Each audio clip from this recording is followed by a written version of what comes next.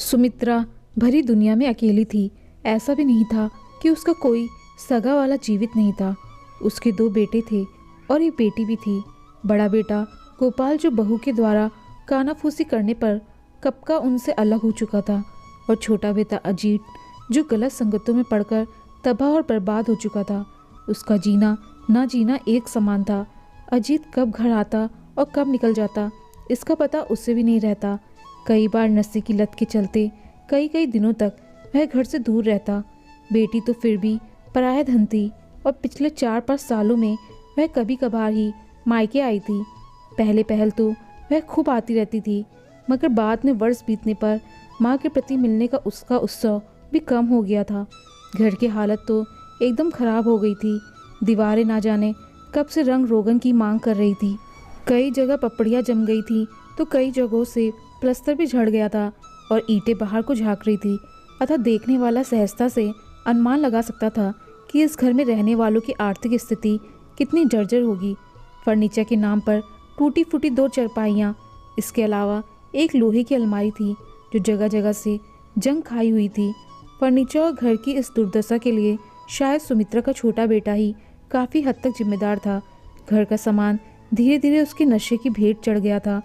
केवल खाने पीने की कुछ टूटे फूटे बर्तनों या रोज़मर्रा के इस्तेमाल की कुछ वस्तुओं को छोड़कर, इसके अलावा अलमारी के भीतर सुमित्रा जितना रख पाई थी बचा रह गया था। जब कभी तन्हाई में कमरे का दरवाज़ा बंद करके वह अलमारी के कपाट खोलती थी तो उन्हें यादें घेर लेती थी। अलमारी खोलते वक्त वह कमरे का दरवाज़ा शायद इसलिए ही बंद करती थी कि कहीं अजीत की नज़र इस सामान पर पड़ गई तो यह सामान भी गायब ना हो जाए। अलमारी को छूते ही पुरानी यादें तैर गई। सुमित्रा कुछ पैसे जमा किए हो तो दे दो भाई, मेरे दोस्त विलायत जा रहा है, उसका सब सामान बिक चुका है, बस एक अलमारी ही बिकने को बाकी है। यकायक उसके कानों में पति का स्वर गूंजा। आज लगभग 25 वर्ष हो गए हैं अलमारी को खरीदे।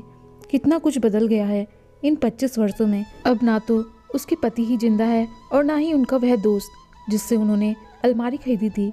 सुमित्रा ने मन में विचारते हुए एक ठंडी आह भरी। यकायक पागलों की तरह दरवाज़ा पीटने का आवाज़ गूंजा। फटाफट अलमारी बंद कर उसमें ताला करने के बाद सुमित्रा ने चाबी साड़ी के पल्लू से बांध ली। क्या रे अजीत, दरवाज़ा तोड़ ही डालेगा क्या? दरवाज़ा खोलते ही माँ बेटे पर बरस पड़ी। नास पीटे, मैंने 1000 दफ़ा कहा है तुमसे इस तरह दरवाज़ा मत पीटा कर। अरे माँ, ये सब छाती पर रख कर ले जाएगी क्या? अजीत नशे में बिफरते हुए बोला। हमसे छिपा के अलमारी खोली जाती है रोज। कितना धन रखा है इस लोहे के पिटारे में। कल को ऊपर ही तो जाना है तुम्हें। जब हम मरेंगे तो तू कहीं नशे में धुत पड़ा होगा, खबर भी नहीं होगी तुझे, पड़े पड़े सड़ जाएगी माँ की लाश। अजीत सुन के अनसुना करके नशे की हालत में लड़खड़ाता हुआ अपने कमरे में चला गया तो सुमित्रा को बेटे के भविष्य की चिंता सताने लगी। क्या होगा इस लड़के का, कल को कैसे खाएगा? हमेशा से ऐसा ही तो नहीं था, गलती हमारी ही है जो उसे बिगड़ जाने दिया। अपने आप से ही बतियाते हुए सुमित्रा अतीत में खो गई। सुमित्रा, मैंने कितनी बार कहा है तुम लड़के का पक्ष ना लिया करो, लड़का हाथ से निकलता जा रहा है। सुमित्रा के कानों में उसके पति का स्वर गूंजा। क्यों, क्या हुआ जी? सुमित्रा ने पूछा। आज स्कूल गया था मैं तो पता लगा कि अजीत महाराज कई दिनों से स्कूल ही नहीं जा रहे हैं। अपने आवारा दोस्तों के साथ सारा दिन मटर गश्ती किया करते हैं, सिनेमा देखते हैं। पिछले महीने से फीस भी नहीं भरी है। देखो जी, बच्चा है, प्यार से समझाओगे तो समझ जाएगा। नहीं, आज हमको मत रोकना सुमित्रा, आज मैं इसे सुधार कर ही रहूँगा। उस रोज़ अजीत को इतना पीटा गया, यदि माँ बीच में ना पड़ती तो शायद बेटे के प्राण ही चले जाते। अब मार ही डालिएगा क्या? अजीत को अपने पल्लू में छिपाते हुए सुमित्रा बोली। ज़रूरत पड़ी तो जान से भी मार डालेंगे। उनके स्वर में आक्रोश था। मार ही डालना है तो पैदा ही क्यों किया था? सुमित्रा ने पति के क्रोध को कुछ शांत करने की गरज से कहा। ऐसी औलाद से तो हम बे औलाद ही अच्छे थे। डंडा जमीन पर पटक कर वे दूसरे कमरे में जाकर रोने लगे। उस रोज़ उन्होंने भोजन भी नहीं छुआ और दर्द से रात भर सिसकता रहा था। मेरा बेटा, रात भर जागकर समझाती रही थी सुमित्रा। वैसे दिल के बुरे नहीं हैं तुम्हारे पिताजी, क्यों गुस्सा दिलाते हो उन्हें? क्यों नहीं उनका कहना मानकर अपने बड़े भाई की तरह सही ढंग से पढ़ाई करते हो? मगर मार खाने के कुछ दिन बाद फिर वही हाल। बाप ने भी हार मानकर पल्ला छाड़ लिया। पिटाई ने उसे ढीठ बना दिया और आवारा दोस्तों ने नसेड़ी। आप 35-36 की उम्र में ही अजीत 60 साल का बूढ़ा दिखाई देने लगा था।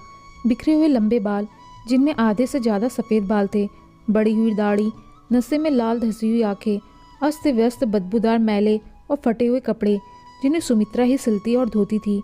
लाख कहने और समझाने पर ही वह कपड़े बदलता था। सुमित्रा अपनी सोच में डूबी हुई थी। तभी अम्मा जी कहकर गोपाल कमरे में दाखिल हुआ। सुमित्रा ने देखा और पूछा, कौन गोपाल? आज बूढ़ी माई की याद कैसे आई? वो अम्मा जी, कहो कहो, हमने नया मकान ले लिया है, कल हवन है, यहाँ जहर खाने तक को पैसे नहीं हैं और तुमने नया मकान भी ले लिया। हृदय में घुरली करवाहट को होठों पर लाते हुए बोली, देखो अम्मा जी, हम फालतू बहस करने नहीं आए हैं। अलका ने कहा था कि हवन के मौके पर बड़े बुजुर्गों का होना शुभ होता है, उनका आशीर्वाद जरूरी है, सो हम चले आए। अच्छा, बड़े बुजुर्गों की याद आ रही है, उस वक्त कहाँ मर गई थी? यहाँ बहुरिया, जब काना फुस्सी करके तुमको इस घर से दूर ले गई थी। सुमित्रा के सब्र का पैमाना छलक पड़ा और बेटे को सुना दी, मुझे लगता है मैंने यहाँ आकर गलती की। इतना कहकर गोपाल वापस चल दिया। हाँ हाँ, हमसे मिलना भी अब गलती हो गया है, हमने गलतियाँ ही तो की हैं आज तक। माँ बेटी की तरफ पीट करके बड़बड़ाने लगी, पहली गलती तुझे जन्म दे के की, दूसरी गलती तुझे अपना पेट काट कर पढ़ा लिखा के की, तीसरी गलती तेरी शादी करके की, चौथी गलती। वह वापस बेटे की ओर पलटी तो देखा कमरे में कोई नहीं था। ये वही बड़ा बेटा है जो 6-7 बरस पहले घर छोड़ के चला गया था। आखिरी बार तब आया था जब दूसरे बच्चे का नामकरण संस्कार था, आज से लगभग 5 बरस पहले। उस रोज भी वह न्योता देने ही आया था। यादों की खुली खिड़की से सुमित्रा फिर अतीत के दिनों में झांकने लगी। अम्मा जी, कल मुन्ने का नामकरण है, आपको जरूर आना है, गोपाल ने बैठते हुए कहा। उसके हाथ में पानी का गिलास था। मिल गई फुर्सत हमें न्योता देने की। क्या मतलब? मोहल्ले भर को पहले से ही सब खबर है और हमें आज बताया जा रहा है। अम्मा, आपको तो लड़ने का बस बहाना चाहिए। आपकी इसी आदत से तंग आकर हमने ये मकान छोड़ा। वाह बेटा वाह, खूब चल रहा है बहू के कहने पर। और क्या क्या सिखाया है तुम्हें बहू रानी ने। माँ, तुम भी छोटी छोटी बातों को लेकर अलका के पीछे हाथ धोकर पड़ गई हो। 2 दिन ना हुए उस कलमुही को आए, जन्म देने वाली माँ को लड़ाकू बता रहे हो। शाबाश बेटा, इसलिए पैदा किया था तुमको। हे अजीत के बापू, हमको भी अपने पास बुला लो। देखो माँ, नामकरण में आना हो तो आ जाना, वरना। कहकर गोपाल उस दिन जो फिर गया, फिर आज ही आया था, पूरे 5 साल बाद। इन 5 सालों में एक बार भी बूढ़ी माँ की याद नहीं आई। बाहर गली में कुत्तों का भौंकना सुनकर सुमित्रा की तांद्रा टूटी। वह वर्तमान में आ खड़ी हुई। बाहर जाके देखा तो कबाड़ी वाला दिखाई दिया, जिसे देखकर कुत्ते भौंक रहे थे। कुछ के बच्चे भी खेलते हुए दिख रहे थे। पड़ोस में ही 3-4 औरतें गप्पे लड़ा रही थीं। कबाड़ी, रद्दी ऊंचे स्वर में कबाड़ी ने इन पंक्तियों को दोहराया। बगल में पड़ा एक ईंट का टुकड़ा उठाकर उसने कुत्तों के झुंड के बीच फेंक दिया। कुत्ते तीतर बीतर होकर भागे। पीछे पीछे रेहड़ी पर साग सब्जी लिए कोई दूसरा भी गली में घुस आया। अब दूर से आती उसकी आवाज़ गली में गूंजने लगी थी। ताज़ा सब्जी ले लो, घिया, गोभी, टिंडा, टमाटर, आलू, प्याज ले लो। आओ ना सुमित्रा बहन, सारा दिन घर में बैठी रहती हो, कभी हमारे साथ भी बैठा करो। गप्पे हाँकती हुई एक पड़ोसन बोली।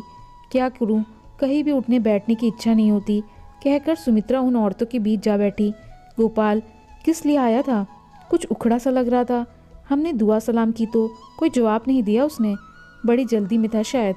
नया मकान लिया है, कल हवन करवा रहा है, मुझे बुलाने आया था। सुमित्रा ने भारी मन से कहा।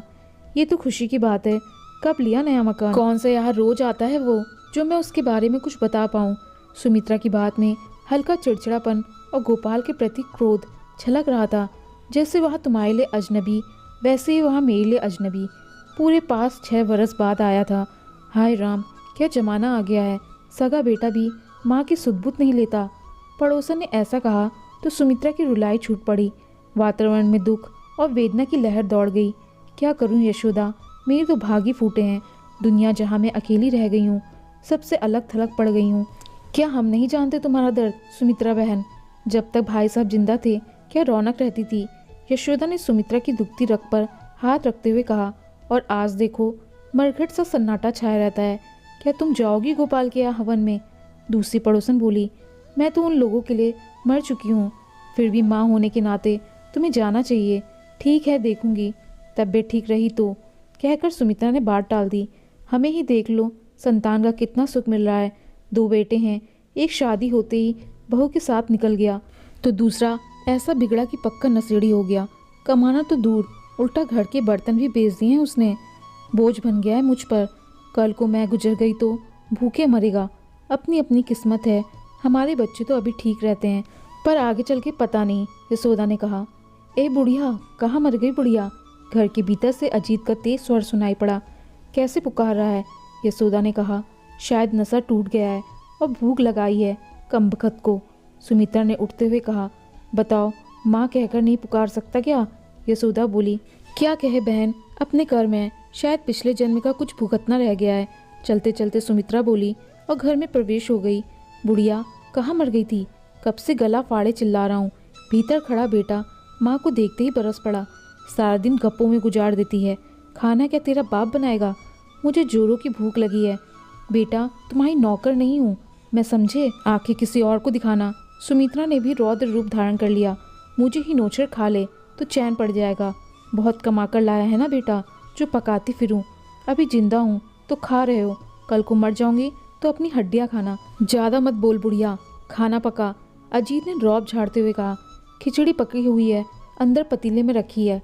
खाना भी अब हमारी नज़रों से छुपाकर खाना जाने लगा है। अच्छा, तेरी नज़रों के सामने रख दूं ताकि घर में 2-4 बर्तन जो बचे हैं तेरे नशे की भेंट चढ़ जाए। बुढ़िया, फालतू बकवास मत कर, चुपचाप खाना मेरे कमरे में भिजवा दे, कहकर अजीत कमरे में घुस गया। बेटी को खाना दे चुकने के बाद सुमित्रा पतीले में ही खाना खाने लगी। कुछ पुरानी यादें पुनः तैरने लगी। वह खाते खाते खिलखिलाने लगती। खाना खाते हुए उसे पति के स्वर सुनाई देने लगे। 1000 दफ़ा कहा है पतीले में मत खाया करो। क्या फ़र्क पड़ता है जी? कोई देख लेगा तो क्या कहेगा? कैसा गंवार और असभ्य लोग हैं। ये असभ्य क्या होता है? तुम्हारी ही तरह होते हैं जिन्हें खाने की तमीज़ नहीं कि खाना थाली में खाया जाता है, ना कि पतीली कढ़ाई में। सुमित्रा तेज तेज हंसने लगी। उसे पति के साथ नोक झोंक अच्छी लगती थी। क्या पागल हो गई है बुढ़िया? ऊपरी मंजिल पर भी तेरे ठहाके की आवाज़ गूंज रही है। 2 मिनट चैन से खाने भी नहीं देती किसी को। खाना खा चुकने के बाद अजीत चीखा और खाली थाली और गिलास माँ के सामने फेंक दिए। कुछ नहीं, तुम्हारे बाबूजी की याद आ गई थी।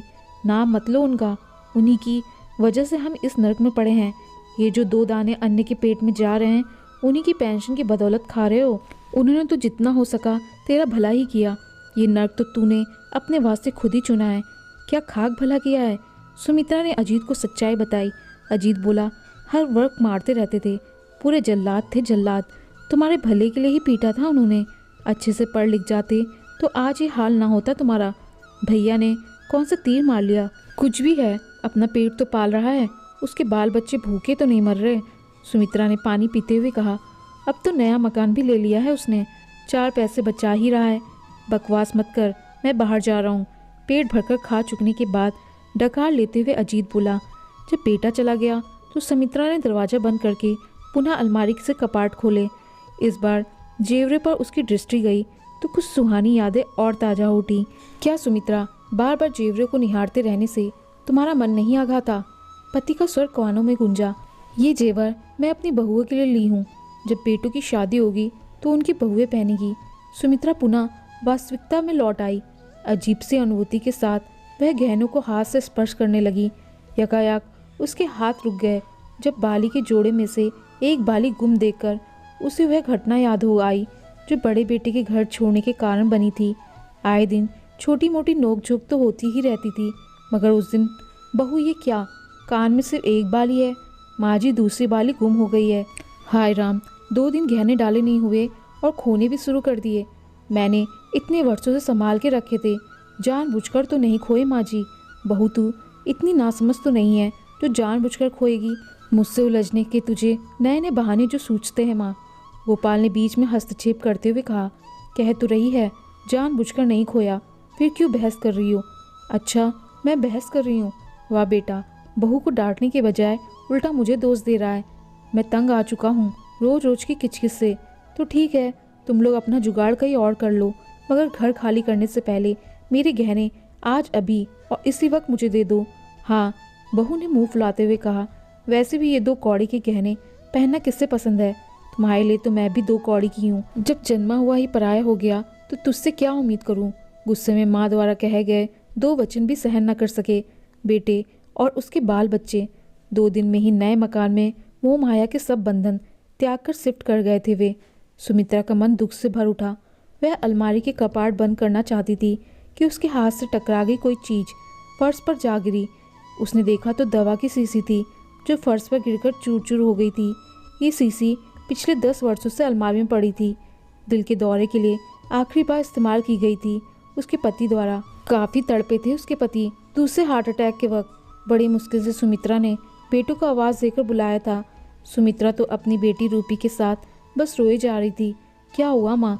गोपाल ने पूछा, मगर पलंग पर बाबूजी को तड़पता देख सारी कहानी वह समझ गया था। अजीत, फटाफट अलमारी से दवा की शीशी ले आओ, गोपाल ने चिल्लाकर कहा ही था। अजीत ने अलमारी के कपाट खोले ही थे कि माँ की हृदय विदारक चीख से उसे दहला दिया। अजीत ने मुड़कर देखा तो बाबूजी का मृत शरीर पलंग पर सान पड़ा था और रोना धोना मच गया। कांच के टुकड़े सुमित्रा ने बड़े सलीके से संभाल के उठाए। हर टुकड़े में उसे अपने पति की शक्ल दिखाई दी, मुस्कुराते हुए जैसे वह हमेशा रहते थे। रात काफ़ी हो चुकी थी। सुमित्रा अपनी स्मृति में बालपन से अब तक के समस्त चित्रों को देखने लगी। ना जाने उसे कब आग लग गई। सोते समय आज उसके चेहरे पर अजीब सा संतोष था। अगले दिन मोहल्ले में कोहराम मचा हुआ था। पूरे मोहल्ले भर के लोग सुमित्रा के घर के बाहर जमा थे। सुमित्रा अपना देह त्याग चुकी थी, चली गई। मोहल्ले वाले आपस में कह रहे थे, बेचारी पति के जाने के बाद कभी चैन की नींद नहीं पाई, आज आखिरी चैन की नींद पा ही गई बेचारी। भगवान इसकी आत्मा को शांति दे। दोस्तों, किसी की ज़िंदगी में 2-2 बेटे होने के बाद भी उसे सिर्फ अकेलेपन से गुजरना पड़े तो वो कब तक जीवित रह सकती है? जब तक सुमित्रा जी के पति जिंदा थे तब तक कोई तकलीफ नहीं थी, लेकिन पति के देहांत के बाद उनका जीना ना जीना इससे किसी बेटे को मतलब नहीं थी। इसलिए सुमित्रा ने अपने प्राण त्याग दिए। दोस्तों, आपको कहानी पसंद आई हो तो लाइक, शेयर और कमेंट जरूर करें और चैनल पर नए आए हैं तो चैनल को सब्सक्राइब करना ना भूलें। धन्यवाद।